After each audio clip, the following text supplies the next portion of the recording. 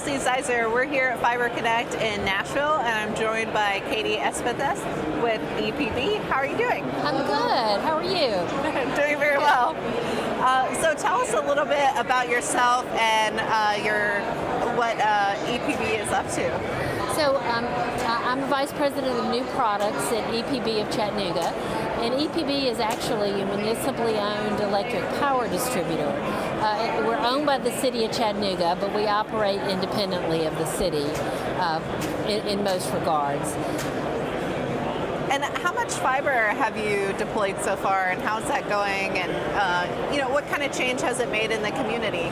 So we really started looking in the early 2000s about how we needed to find a more updated way to fulfill our mission. So as an electric power distributor and owned by the city, our mission is really about economic development and quality of life. And so when we brought electrification to the valley, that path to fulfilling that mission was very clear. As everyone had access to electricity, we needed to find another way to fulfill that mission. And so that's when we decided that we needed to look at providing more reliable electric power, as well as providing access to high-speed broadband. So we started building in 2008, and today we have about 11,000 miles of fiber in a 600 square mile area, and we pass all 185,000 homes and businesses in our footprint today. Yeah, that's quite the growth. So what kind of customers are using 10 gig service? You know, it's been interesting. We have about 75% of the market today with our voice, video, and data services. We do have some 10 gig customers, and it's been interesting to see. We were the first to roll out a community-wide gig service early in 2009. And at the time, we really struggled with what would people do with the gig. But they found great and very innovative ways to use a gig. And that's what we're seeing with 10 gig now today. So we're home to 2 large hospitals. In fact, the 7th largest regional hospital is in Chattanooga. Certainly they have need for 10 gig services.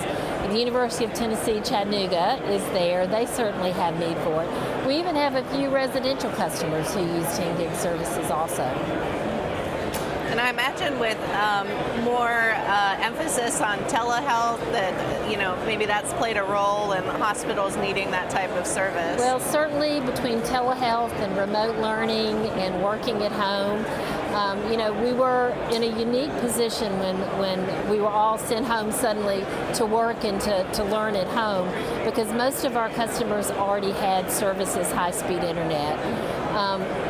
But that need has only grown greater as more people have stayed home to work, and certainly as our children have made that choice in many cases to learn from home. So that has played a role.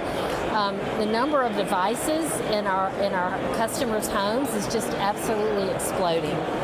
Between the number of devices, video streaming, working at home, using Zoom video or any sort of video conferencing, I think the sky's the limit. And for that reason, fiber was our choice. That was the only technology that could deliver that kind of unlimited potential.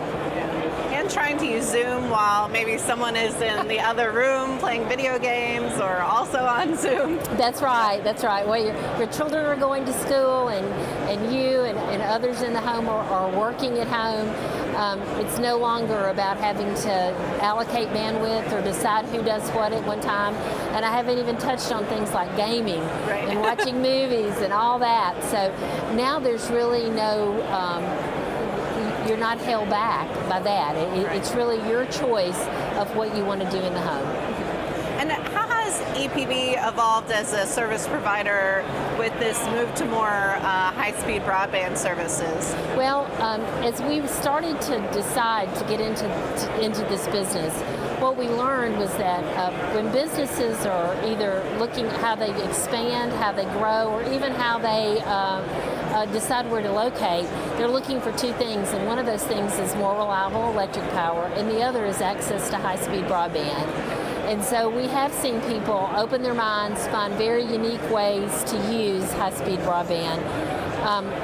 In the last 10 years, we've had over 200 new startups that have set up business in Chattanooga. Today, there's 74% of those are still in business. Wow. Which is a great percentage, Yeah, that's great. And 9,500 new jobs in the last 10 years, and over half of those are in the high-tech sector, which you don't think about that when you think about Chattanooga. We're just the foundation. That, our role is to build the infrastructure, but a lot of really smart people in the community have embraced it and done great things with it. Right. Have you released any new products in conjunction with that, with supporting these services? Well, we try to own the space of world's fastest internet. So our speeds start at 300 symmetrical at gig and then 10 gig today. So we're constantly evolving and looking at what that next step will be. So you can look to see more and more of that.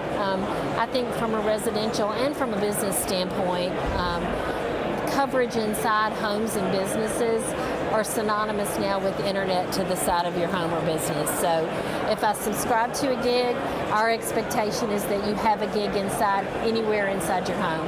So we think owning that space in our customers' home and giving them that level of service that they come to expect is really where we can make a difference in our market.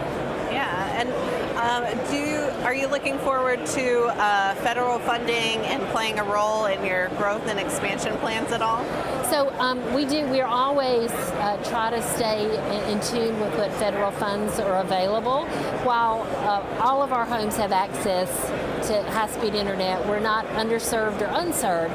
But there's so many new applications that are part of this funding. Certainly there's grid modernization and all sorts of other things, quantum computing. I mean, there's just so many futuristic opportunities, and we feel like Chattanooga is in a great position to take advantage of those new technologies. So we'll stay abreast of those and certainly apply for anything that we think that is applicable for us. For sure.